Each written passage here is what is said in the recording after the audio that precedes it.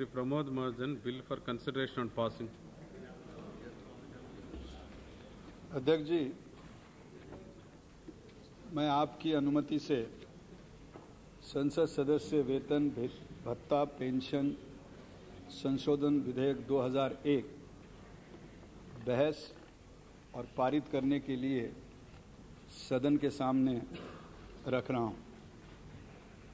प्रारंभ में मैं कुछ संक्षेप में कहना चाहूँगा। सबसे पहली बात तो ये है कि सदस्यों का वेतन भत्ता तथा पेंशन बढ़ाने का हमारा ये प्रस्ताव किसी अपराध बोध के साथ मैं नहीं कर रहा हूँ। मैं मानता हूँ कि ये आवश्यक है और ये आवश्यक होने के कारण पूर्ण विश्वास के साथ इस प्रस्ताव को हम सदन के सामने रख रहे हैं। उसके पीछे किसी प्रकार का अपराध बोध हमें नहीं है कि हम कोई गलत बात कर रहे हैं। दूसरी बात मैं ये कहना चाहूँ कि हमेशा जब ये विधेयक पीछे कुछ समय सदन में आता था तो सबसे पहले शिकायत होती थी कि ये अंतिम दिन आता है, देर रात को आता है, बिना बहस चुपके से पास किया जाता है। मैं समझता हूं कि इस विधेयक के द्वारा हम ऐसी कोई चीज नहीं कर रहे हैं जो हमको नहीं करनी चाहिए और इसलिए हमने सदन में इसको इस सप्ताह के पहले दिन लाया है। और आज जबकि मेरे से अधिक महत्वपूर्ण काम सप्लीमेंट्री डिमांड का होने के बाद भी जानबूझकर इसको हमने प्रथम क्रमांक पर रखा है ताकि जो बहस करना चाहे, समर्थन करना चाहे, विरोध करना चाहे, उसकी बहस हो और सोच समझकर, कोई बिना बहस जल्दबाजी में फैसला करने की आवश्यकता नहीं है। कोई गलत फैसला करना हो तो तब करना चाहिए, अगर सही फैसला कर रहे हैं तो इस प्रकार करने का कोई आवश्यकता नहीं है। स्वाभाविक मेरा ये कर्तव्य है, जबकि सब जानते हैं कि विधेयक में क्या है, तब भी पद्धति के अनुसार मुझे ये बताना आवश्यक है कि विधेयक में क्या है। सबसे पहले तो कानून का परिवर्तन तो केवल 3 मुद्दों पर हो रहा है और एक संशोधन आ रहा है। एक है जो भत्ता है, जो वेतन है वो हम 4,000 से 12,000 रुपये कर रहे हैं। जो प्रतिदिन भत्ता 400 मिलता है उसको हम 500 कर रहे हैं और जो हमें 500 कर रहे हैं और जो हमें 6 रुपये प्रति किलोमीटर ये माइलेज मिलता है उसकी जगह हम 8 रुपये प्रति किलोमीटर कर रहे हैं। वैसे कानून के अंतर्गत तो संशोधन इतने ही कर रहे हैं और एक संशोधन मैं बाद में सदन की स्वीकृति के लिए प्रस्तुत कर रहा हूं, जिसमें हम पेंशन 2,500 से प्रति वर्ष 2,500 जो मूल पेंशन है उसको 3,000 तक बढ़ा रहे हैं और प्रति वर्ष के साथ 500 जो बढ़ती है उसकी जगह 600 बढ़ा रहे हैं। लेकिन उसके साथ साथ जो चीजें मैंने जैसे कहा कि जिसके लिए संशोधन आवश्यक नहीं है लेकिन जानकारी आवश्यक है कि जो निर्वाचन क्षेत्र का भत्ता है वो हम 8,000 से 10,000, कार्यालय का भत्ता है वो 9,500 से 14,500, बिजली जो मुफ्त बिजली यूनिट मिलते हैं वो 25,000 से 50,000 और जो जल मिलता है वो 2,000 किलोलीटर से 4,000 किलोलीटर कर रहे हैं। टेलीफोन के लिए एक हम छोटी सी सुविधा दे रहे हैं कि जिनके चुनाव क्षेत्र 1,000 किलोमीटर से अधिक हैं उनको हम 20,000 अतिरिक्त मुफ्त स्थानीय टेलीफोन कॉल दे रहे हैं। इसके साथ साथ, इसका मेरे आईटी होने से तो कोई संबंध नहीं, लेकिन इसके साथ साथ हम सदस्यों को मोबाइल फोन उपलब्ध करा रहे हैं। लेकिन बहुत सारे अखबारों में चर्चा में यह लिखा गया है कि इस मोबाइल फोन पर हम 1 लाख कॉल ज्यादा दे रहे हैं और इसको ग्रहित सबने मानकर तो चर्चा शुरू की। हमने कोई कॉल नहीं बढ़ाया। जो हमको 1 लाख कॉल मिलते हैं, जो 1,000 किलोमीटर के अंदर रहते हैं संसद भवन से, उनको 1,000 कॉल ही मिलेंगे, 1 लाख कॉल ही मिलेंगे। वो 1 लाख कॉल जो आज हमारे घर के और यहां के टेलीफोन पर विभाजित है, उसमें एक और विभाजन आ जाएगा, वो आ जाएगा मोबाइल फोन। और इसलिए अगर मोबाइल पे कोई 25-30 हजार खर्चा किया गया तो वो एक्स्ट्रा नहीं कर रहे हैं। लेकिन बहुत सारे समाचार पत्रों ने बिना पढ़े ये लिख दिया और उसकी आलोचना भी की कि 1 लाख नए कॉल कर रहे हैं। तो मुझे लगा सबसे पहले मैं बताऊं कि 1 लाख नए कॉल कर रहे हैं, नहीं कर रहे हैं। अब इसमें सबसे पहली बात जो मुझे लगता है कि शायद समाचार पत्रों की आलोचना में छूट गई है, पहली बार इस बार हम अपने आप को संसद बांध ले रही है कि अगली बढ़ोतरी 5 साल के अंदर नहीं होगी। और इसलिए पहली बार हमने, इसके पहले कभी भी जब संशोधन इस विधेयक में हुए तो कभी ये नहीं कहा गया कि हम कभी नहीं करेंगे, जल्द, कोई तिथि नहीं थी। और फिर जैसे जब मन में आता था होता था। हमने ये कहा है कि लोकसभा में केवल एक बार होना चाहिए, और एक बार का अर्थ यह है कि 5 साल में एक बार होना चाहिए। और इसलिए पहली बार हम अपने आप को इसमें 5 साल के लिए बांध ले रहे हैं। 5 साल के लिए, टोटल 5 वर्ष नहीं, वैसे टर्म ये 5 साल चलेगी और इसमें कोई, हाँ, इसलिए हमने उसको 99 से 2004 तक बांध दिया है। नहीं, लिखा तो 5। अध्यक्ष जी, की सबसे बड़ी जो आलोचना होती है, और शायद मुझे लगता है कि उसमें थोड़ा सा वजन आता है, कि लोगों की यह शिकायत होती है कि यह कौन सा तरीका है कि संसद सदस्य खुद का वेतन भत्ता खुद ही बढ़ाते हैं। अब हमें आलोचना ठीक है कि भाई कोई आदमी को अपनी खुद की तनख्वाह बढ़ाने का, लेकिन बहुत विद्वान लोग भी इस बात को जानते नहीं हैं कि यह संविधान की व्यवस्था है। यह व्यवस्था कोई इस सरकार ने, उस सरकार ने नहीं लाई है। संविधान निर्माताओं ने संविधान लिखते समय धारा 106 बनाई, और धारा 106 के अंतर्गत संविधान निर्माताओं ने यह कहा कि संसद सदस्यों को समय समय पर जो वेतन या भत्ता देना पड़ेगा उसका फैसला संसद करेगी।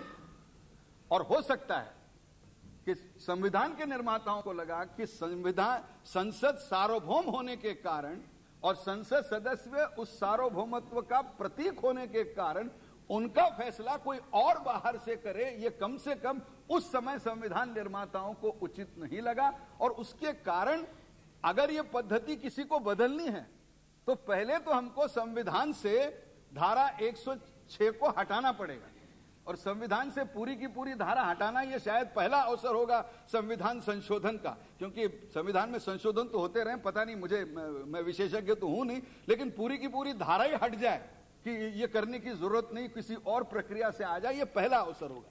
लेकिन मैं उसके साथ साथ ये कहना चाहता हूं कि अगर कोई और पद्धति बनानी है तो सरकार को इस पद्धति पर कोई आपत्ति नहीं।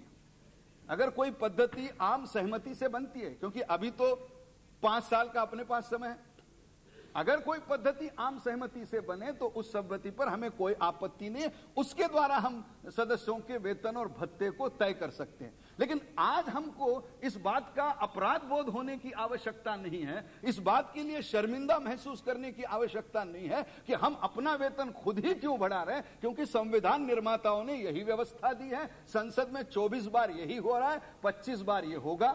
अगर हमको आगे चलकर कोई एक व्यवस्था बने जिसमें आम सहमति बने, क्योंकि संविधान का संशोधन तो 2/3 बहुमत से होगा, और अगर सभी राजनीतिक दल मिलकर कोई एक और पद्धति दिखाते हैं जो सबको मंजूर है, तो इसको पद्धति में बदलने की हमें कोई उसमें गलती नहीं लगती, उसके लिए हम तैयार हैं। लेकिन जब तक हम कर रहे हैं, मुझे लगता है कि इसमें गलत कुछ नहीं है।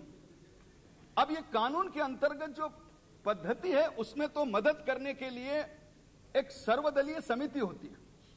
इस बार सम्मानीय सदस्य जो बैठे हैं यहां पर, मेरे मित्र केपी सिंहदेव जी, उनके अध्यक्षता में यह समिति थी, और उन्होंने एक प्रणब मुखर्जी के नेतृत्व में एक छोटी उपसमिति बनाई जिन्होंने विचार किया।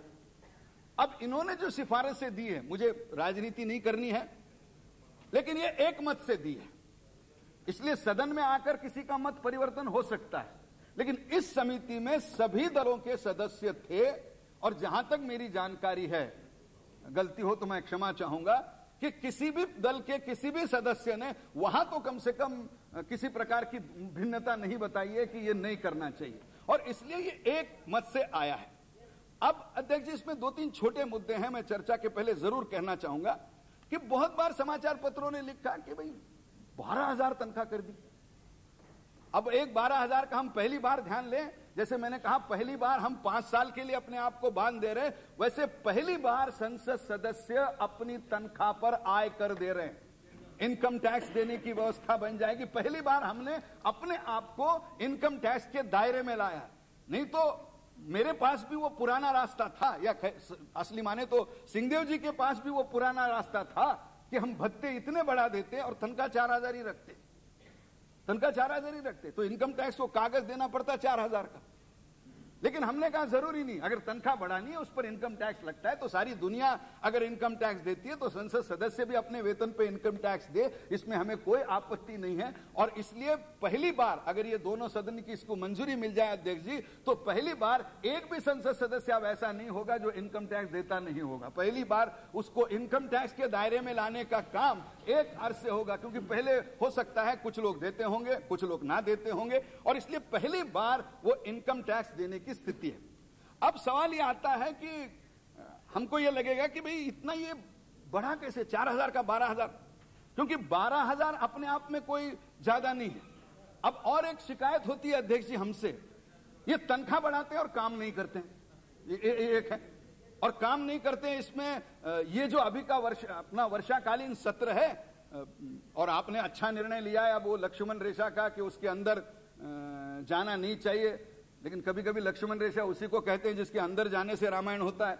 अब इसलिए लक्ष्मण रेखा कहें या इसको बाल योगी रेखा कहें, ये तो हमको बाद में तय करना पड़ेगा। लेकिन आपने अच्छा निर्णय लिया, और मैं तो सदन का एक क्षण भी व्यर्थ जाए इस मत का नहीं हूं, मैं किसी एडजमेंट के पक्ष में नहीं हूं। लेकिन मैं उन लोगों को यह बताना चाहता हूं कि इस सत्र में 27-28 घंटे एडजर्नमेंट से गए, इसका हमको दुख है।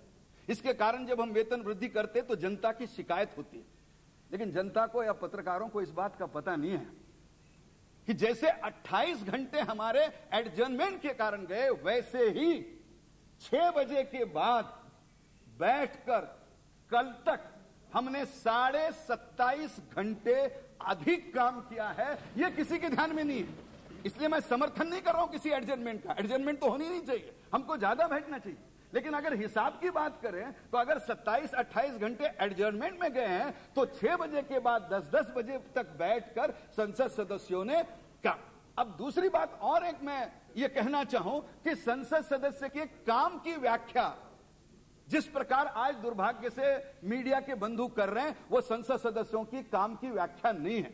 ये काम की व्याख्या का अर्थ दिन भर यहां बैठकर दूसरों के भाषण सुनना, ये काम नहीं है कि 11 बजे स्कूल के जैसा आओ और 6 बजे चले जाओ, ये नहीं है। काम वो यहां भी करता है, या 10 बजे नोटिस आती है और हमेशा हमारे अखिलेश सबसे पहले नोटिस देते हैं। अब सबसे पहले देते हैं मतलब सबसे पहले उठते होंगे, सबसे पहले अखबार पढ़ते होंगे, सबसे पहले कागज बनाते होंगे, तो उनकी ड्यूटी तो 11 बजे के पहले शुरू होती है। और इसलिए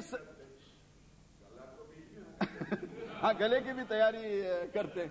तो संसद सदस्य 11 के पहले भी काम करता है, 6 के बाद भी काम करता है, और संसद सदस्य का काम केवल यहां आकर भाषण करना नहीं है, वो लोगों को मिलवाता है, अपने चुनाव क्षेत्र में जाता है, वहां लोगों से मिलता है। और इसलिए इसकी काम की जो व्याख्या है, जिससे मानो यहां क्या होता है वही काम है और उसी पर तनख्वाह मिलती है, मुझे लगता है ये भी संसद सदस्यों पर अन्याय होता है। अब जहां तक अध्यक्ष जी, मैं ज्यादा समय तो नहीं लूंगा क्योंकि हर मिनट का यहां खर्चा होता है, इसलिए मैं पैसा देते समय खर्चा नहीं करूंगा। लेकिन ये 4,000 से 12,000 ये कैसे आया, क्योंकि सबसे बड़ी तो यही चीज है। इस पे मैं थोड़ा विश्लेषण करना चाहूंगा जो समिति ने कहा है। जैसे मैंने कहा अध्यक्ष जी, तनख्वाह हमारी कितनी बार बढ़ी है।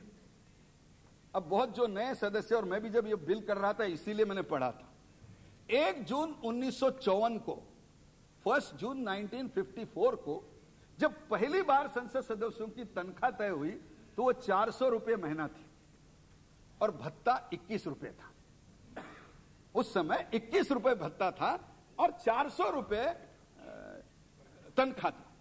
तो मैंने पूछा उस समय रुपये की कीमत क्या थी, तो हमको हमारे अधिकारी ने बताया कि उस समय 400 रुपये जब हमारी तनख्वाह थी तब 8 रुपया सॉवरेन सोना था। हमने कहा सॉवरेन सोना क्या होता है, क्योंकि हमको तो 10 ग्राम, तो उन्हें नहीं बोले 8 ग्राम जो सोना होता है उसको सॉवरेन बोलते, और तब उसकी कीमत कोई 8 रुपये थी। आज 3600 रुपये है। तो जिस दिन पहले दिन, और वो लोग तो कम से कम 54 में जो लोकसभा के सदस्य थे उन पर तो हम जैसा आरोप नहीं किया जा सकता कि वो सुविधा भोगी थे।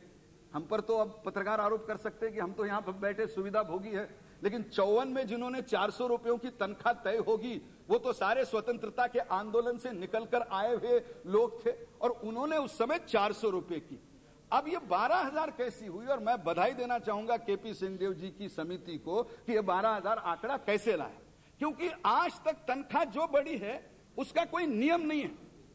10 साल के बाद 500 कर दी, फिर 7-8 साल के बाद 750 कर दी, फिर 2-4 साल के बाद 1,000 कर दी, फिर 2-3 साल के बाद 1,500 कर दी, फिर 2-3 साल के बाद 4,000 कर दी।